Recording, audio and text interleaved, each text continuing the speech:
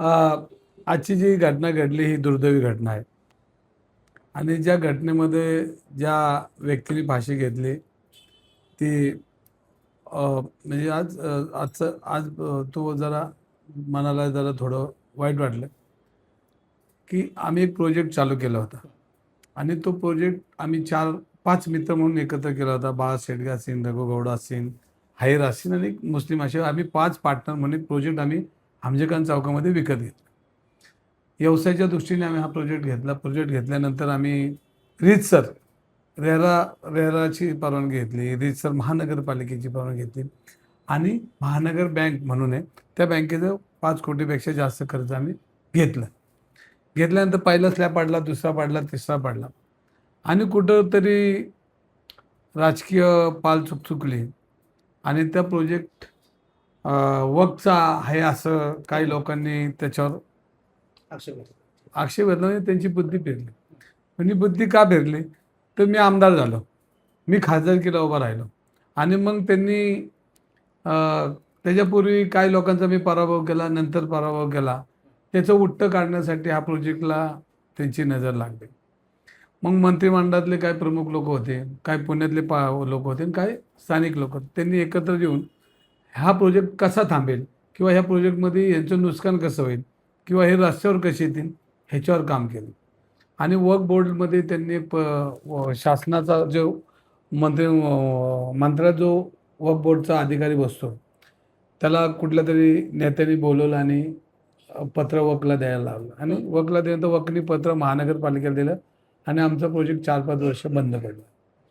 आमच्यावर जे 5 कोटीचं कर्ज होतं ते 5 कोटीचं कर्ज आम्ही त्याचं डबल टेबल आता झालेलं आहे.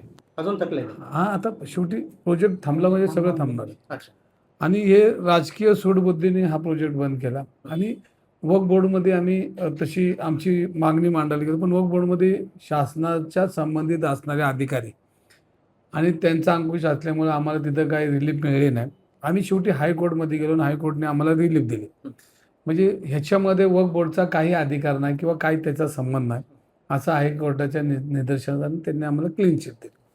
आता क्लीन चिट दिल्यानंतर मग आम्हाला हे सगळे सारवा करायला किंवा हे कर्ज आहे, व्याज झालं आहे, लोकांचे पैसे देणे ते देणं आहेच की त्यात आम्ही काही लपून बसलो ना आणि कोणाला त्याच्यामध्ये किती देणे हां तर ते बोलतात पटोपट आणि ह्याच्यामध्ये मग 2005ला 25ला माझी पत्नी ज्या भागीदार होती त्यांनी त्याचं विड्रॉल दिला.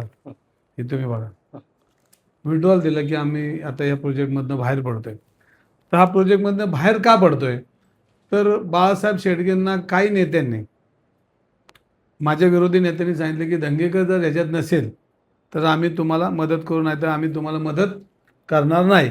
म्हणून मी 2025ला माझा रजिस्टर राजीनामा माझ्या पत्नीने दिला आणि आम्ही त्या प्रोजेक्टमधनं बाहेर पडलो. जरी बाहेर पडलो असलो तरी पूर्वीपासून आमचं नाव आहे म्हणून लोक नाव घेतात की दंगेकरांचा प्रोजेक्ट आहे. त्यात त्यांनी घेतलं त्यात दुःख नाही. परंतु तो मी आणि आमची पत्नी कधी एकाच वेळी कुठं त्याच्याशी डायलॉग किंवा हवाल कधीच बसलेलो नाही. तो किती काम केलं, काय केलं, कसं करतोय, त्याला चेक कुठला दिला आहे, हा कुठलाही पार्ट आमच्याकडनं झालेला नाही. आणि तो व्यक्ती कधी मला समोरासमोरून कधी विचारा बोलला नाही आणि मी त्याच्याशी कधी बोललो कारण त्या प्रोजेक्टवर मी गेलो तर ती प्रोजेक्ट बंद पडेल ह्या हेतूने मी स्वतः तिकडनं बाजूला निघालो. मी ह्याच्यासाठी बाजूला निघालो तर हे जे शेडगे असतील, गौडा असतील, बाकीची लोक असतील यांनी स्वतःचं घरदार घाण ठेवलं आहे आणि माझ्यामुळे ते उद्ध्वस्त झालेत. मागच्या वर्षी शेडगे म्हणले मला तर आता फाशी घ्यावी लागेल. चॅनेल पुढेच बोलले. म्हणजे ही सत्र चालू झाले. हे सत्र कोणी केलं, काय केलं हा भाग आता बाजूला ठेवू आपण.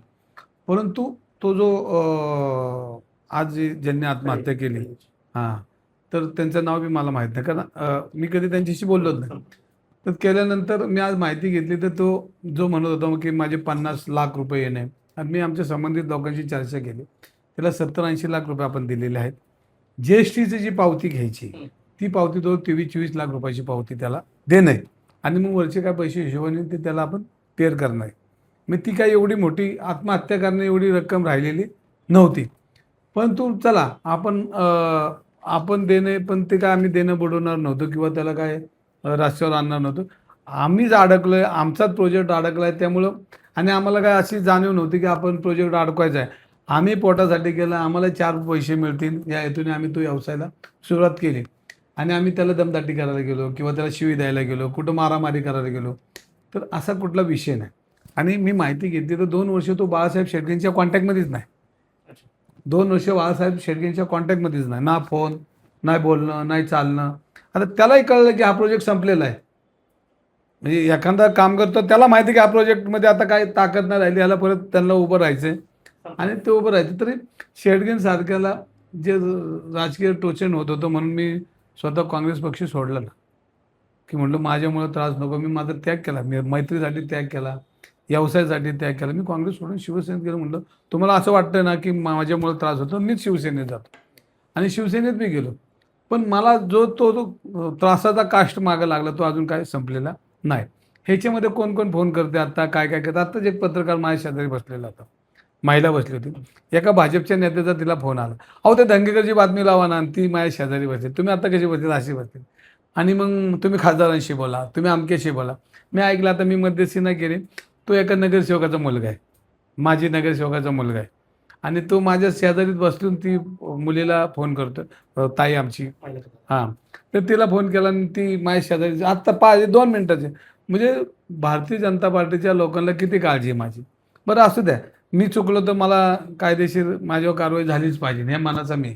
माझी चूक असेल, माझ्या पत्नीची असेल, आम्ही असेल, तर आम्ही जर एखाद्याला चुकीचं काही कोणाला अन्याय केला तर आम्हाला त्याची सजा 100% झाली पाहिजे. परंतु त्यांनी जी नोट लिहिली त्या नोटमध्ये मी सकाळ एकच नोट बघत होतो, पण त्यांनी 4-4 नोट लिहिल्यात. आणि 4-4 नोट वेगवेगळ्या वरती कोणाला तरी लिहायला लावून खाली त्यांनी लिहिले, वरती कोणाला लिहायला लावून खाली लिहिले. ती जी त्यांनी जी व्हिडिओवर बोलला आहे त्याच्यामध्ये तो असा मला टेन्समध्ये नाही वाटला, की विचार करून म्हणजे ना, की एखादा माणूस विचार करतो की आता मला आत्महत्या करायची, मग कसं कसं केलं पाहिजे, कुठं कुठं गेलं पाहिजे. आणि शेवटचं वाक्य असं होतं की माझ्या मुलाबाळांना यांनी पैसे दिले पाहिजे. पण तो असं नाही म्हटला की मी कोणाला देणे त्याचे देऊन टाका, असंही नाही म्हटला तो.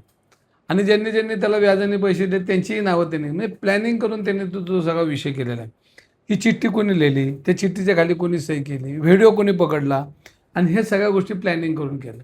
आता त्याला एकच कर्ज होतं का अजून त्याच्या बाकीचे काही त्याला लपवायचं होतं म्हणून त्याच्यामध्ये हे सगळं बाळ शेडगेंवर टाकायचा विचार होता का, ह्याचाही तपास पोलिसांनी केला पाहिजे. त्याच्यामध्ये त्याने आमचं डायरेक्ट असं नाव घेतलेलं नाही. हे भागीदार होते, दंगेकरांची पत्नी ह्याच्यामध्ये भागीदार होते. आणि आम्ही 2025मध्ये विड्रॉल दिलेलं आहे, तुमच्यासमोर दिलं आहे की ह्याच्यासाठी विड्रॉल दिलं तर आपल्यामुळे त्या प्रोजेक्टला त्रास होऊ नको. पण ह्याच्यामध्ये आमची 0-0 चूक नाही. जर मला कळलं असतं की हा एवढा टेन्समध्ये असेल, तो मला भेटला असतं तर आपण त्याच्यावर मार्ग काढला असता. त्याला म्हटलं असं थोडे दिवस थांब बाबा, करून देतो, काय अडचण येईल. मामा तुमच्याकडनं म्हणजे इतर लोकांकडे आणि त्यात तुम्ही सहभागी आहात, धमकी सुद्धा आली असं सांगितलं जातं त्यांच्याकडून, जा काय करायचं ते कर असंही सुद्धा म्हणलं. नाही आता आमच्याकडे आम्ही देऊ शकत नाही सध्या. ना, आता त्या रोलमध्ये तुम्ही नव्हता, मी नव्हतो, तो म्हणतोय. त्यांनी जो जो प्लॅनिंग केला आहे तो प्लॅनिंग त्यांनी व्यवस्थितच केला. त्याला कोणतरी सल्लागार ह्याच्यामध्ये असं मी तेच म्हणलो की पोलिसांनी ह्याच्या मागं अजून कोण आहे का ह्याची चौकशी केली पाहिजे. आणि टेन्समधला माणूस एवढे चांगले व्हिडिओ करत नाही ना, म्हणजे मला मारायचं म्हणल्यानंतर मी काय लिहित बसणार नाही किंवा मला काय करायचं एवढं तर थोडं मला कळतं किंवा सगळ्यांनाच कळतं. तो एकदम प्लॅनिंग चाललं आहे ते की हे सगळं करून मग माझ्या मुलं बाळ पुढं काय जे काय आहे तो आपण इन्शुरन्स काढतो आणि आत्महत्या करतो, तसलं काम त्यांनी केलेलं दिसतं. पण मला त्याच्यावर आक्षेप नाही. आणि आम्ही त्याच्याशी दंगेकर परिवार किंवा बाकीची लोक 1 to 1 कधीच बोललो नाही. मी कधी बोललो नाही, आमची पत्नी बोलली नाही. आणि कधी आम्ही त्याच्यामध्ये तो माणूस काय करतो, ओळखत नाही. कुठला खेळा टाकला आणि कुठं स्लॅब टाकला, मी भूमिपूजन झाल्यानंतर आमची पत्नी मी तिकडे गेलोच नाही. कारण तो जो सगळा जो चालला आहे त्याच्यामुळं हे हाच नाही, आमच्यातला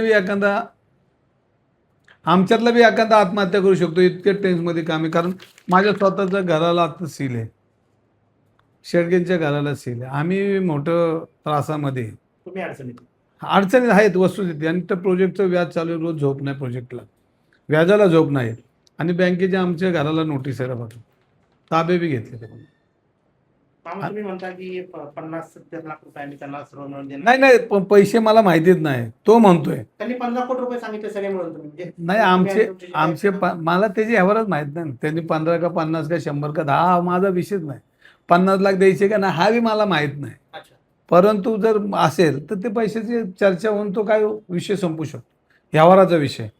त्याला दमदाटी केली आणि तू बिल्डर आहे आणि तुला पैसे देणं.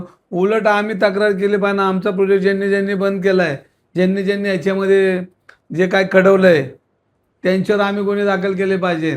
पण आम्ही आपलं संयमाने बसलो आहे. आमचा प्रोजेक्ट ज्या अधिकाऱ्यांनी मिळून हातात हात घालून ज्यांनी आम्हाला चुकीच्या, आज आम्हाला हायकोर्टने गेले म्हणजे 7-8 वर्षाचा आमचा लॉस किती झाला. 100 रुपये तुम्ही जर व्याजाने घेतले तर त्याचे 7 वर्षात किती होतात. आम्ही 5-5 कोटी घेऊन फिरतोय. त्यांनी सुद्धा तेच सांगितलं मामा की 2010-11 मुळे तुमच्यामुळं म्हणजे तुमच्या सर्व लोकांमुळं आम्ही पैसे व्याजाने घेतले 3% 2 कोटी रुपये आणि अजूनपर्यंत त्याचं व्याज भरत होतं असं त्यांनी अहो आम्ही व्याज भरतोय ना प्रोजेक्टमध्ये, आम्ही बी व्याज भरतो, आम्ही बी लॉस झालोय ना. आम्ही काय लय खानदानी श्रीमंत आहे आणि आम्ही आमच्याकडे पैसे पडून आम्ही देत नाही असं बी नाही ना. आमच्या घराला बी सील येत ना. म्हणजे आम्ही अडचणीत आलो पण आमचा प्रोजेक्ट कोणी अडचणीत आणला त्याचाही तपास पोलिसांनी खऱ्या तुम्ही अर्थात. वारंवार राजकारण म्हणताय नेमकं काय नाही का नेमकं असं काय वाटतं आता तुम्हाला? तुमच्या त्यावर planning आज वगैरे काय? आता तुमच्या बरेच पत्रकारांना सगळ्या गोष्टी माहिती आहेत पण तुम्हाला माझ्याकडनंच ऐकून घ्यायचं आहे. तर ऐकून घ्यायचं तर अजून 1-2 दिवस थांबा. हे आता कास्ट मागे चालू झालं ते काय आज मिटणार नाही. ह्याला अजून बरेच दिवस जाणार आहे आणि ह्याच्यामध्ये काय व्हायचं ते लिगली कायदेशीर आम्हाला होणार तेव्हा मी बोलत राहणार आहे. त्यांनी माझ्या पत्नीचं नाव घेतलं त्यामुळे मी मोकळाच आहे, सुट्टाच आहे मी, त्यामुळे काय अडचण नाही.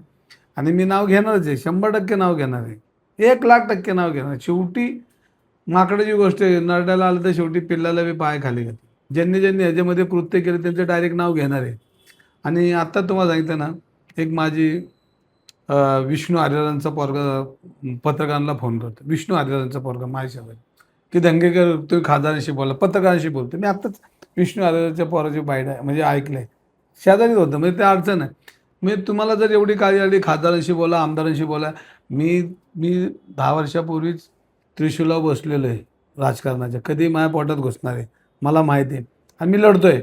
मी जरी आत्ता शिवसेनेमध्ये आलो तर मी काय त्यांच्या विरोधात बोलणार तर चुकीच्या विरोधात बोलणारच आहे.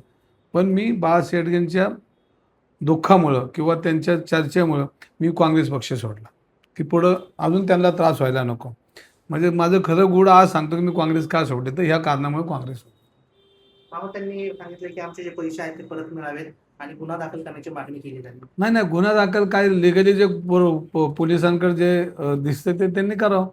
पैसे पैसे तर जे कायदेशीर आहे तर ते आम्ही आमच्या वाटेला जे मी तर जे येईल ते देणार. 100% द्यावेच लागणार आहे. आणि कोणाचे बुडवणार आहे आपण आयुष्यात, कोणाचे नाही बुडवत त्याचे काय बुडवणार आहे आपण. कोणाचे 10 पैसे नाही बुडवत, फक्त आजचा उद्या होईल. पण पैसे कोणाचे आज पण मला पुण्यात 1 रुपया सांगा दंगेकरने बुडवला, आजच्या उद्या होतं. शेवटी व्यवहाराचा भाग आहे, राजकारणाचा भाग आहे. मी 10-10 वर्षाचे पैसे लोकांची बिलं अजून देतो. हे बाबा इकडे तुझे राहिलेले घे, मी देतो ना. आणि माझी जबाबदारी आहे, मी मरताना काय कोणाचे घेऊन मारणार नाही. आणि ह्या सगळ्या विषयामध्ये आपण जर बघितलं त्याच्यामध्ये राजकीय वासे आजच्या राजकारणामध्ये दिल्लीपासून गल्लीपर्यंत जे राजकारण चाललं आहे त्यातलं एक बळी मी पडलो. माझ्यामुळं आजचं ते मी आमदार झालो म्हणून ह्या गरीबाला मृत्यूच्या समोर जावं लागलं, माझं नाव घ्यावं लागलं. मला आणखीन एक असं विचारायचं आता ती जी आत्महत्या झाली ती काय राजकीय वलयामुळे झाली का, म्हणजे त्यांच्या मागे कोणी राजकीय असा व्यक्ती असू शकतो का? नाही, ह्याच्यामध्ये मी पहिल्यांदाच म्हणलो की ह्याच्यामध्ये कोणाचा तरी वास आहे आणि त्यांनी आमचं नाव स्पेशल घेतलं आहे. म्हणजे रवी दंगेकर त्यामध्ये रवी दंगेकरची पत्नी त्याच्यामध्ये पार्टनर आहेत. एवढाच आमचा संबंध आहे की त्या कागदावर आम्ही आहे. पण त्याला हे माहीत नाही की 2025मध्ये आम्ही आमची विड्रॉल घेतली, ही त्याला माहिती नाही. पण नसो त्या माहिती. पण आज जर आपण पाहिलं तर भारतीय जनता पार्टीचे अनेक लोक फोन करत आहेत आणि प्रेसला भेट, ह्याला भेट माझ्यासमोर झालं. म्हणजे मी काय लपून नाही, माझ्यासमोर आलं. म्हणजे मी ऐकलं ह्या कानाने. चालण्यासाठी. हां, तर ते राजकीय सगळे षडयंत्र चालू झाले. पण मी काय त्याला घाबरत नाही. जे काय व्हायचं ते होणार आहे आणि जे काय करायचं ते करू द्या. मी रस्त्यावर उद्यापासून परत लढायला तयार आहे. मामा त्या परिवाराची भेट घेणार तुम्ही? मी आता सध्या बघा, आता त्यांच्यामध्ये जो वातावरण झालेलं असेल त्यांच्याबद्दल आमच्या मनात राग असेल, राग असू शकतो. कारण माझ्या घरात काय तर मी 100% राग आहे. पण त्यांच्या घरी जाणार आहे, जर थोडं हे सगळं जरा शांत झाल्यावर आम्ही माफी बी मागणार त्या माऊलीची, ती माता असेल तिची. आणि शेवटी ती आपल्या आईसारखी, बहिणीसारखी. आज ती रस्त्यावर आली आणि आपल्या आयुष्यात आपण माझे रुपये नाही बुडवला, आपण दिलेले आहेत आणि त्याच्याही बुडवायचे आपले नाही. पण त्या प्रोजेक्टमधनं मी कधीच बाहेर पडलो आहे. तरी माणुसकीच्या नात्याने मी त्यांच्या घरी जाणार. पण ते आत्ता जाणार नाही, आत्ता गेलं तर वादाचं काम होईल आणि काही लोक त्यांना खत पाणी घालतील. नाही तर आत्ता जायला मला काय हरकत नाही. पण ते वाद नको, आणि शेवटी ते एक मुस्लिम पडतात, मी हिंदू पडतो, लोकांना तेच पाहिजे आणि त्याच्यामध्ये उगाच वेगळं पण नको वेगळं नको. एक म्हणून. नाही तर मी त्यांची हितनंही माफी मागतो. आमच्यामुळं काय झालं असेल तर हितनंही माफी मागतो, पण आम्ही चुकलेलो नाही.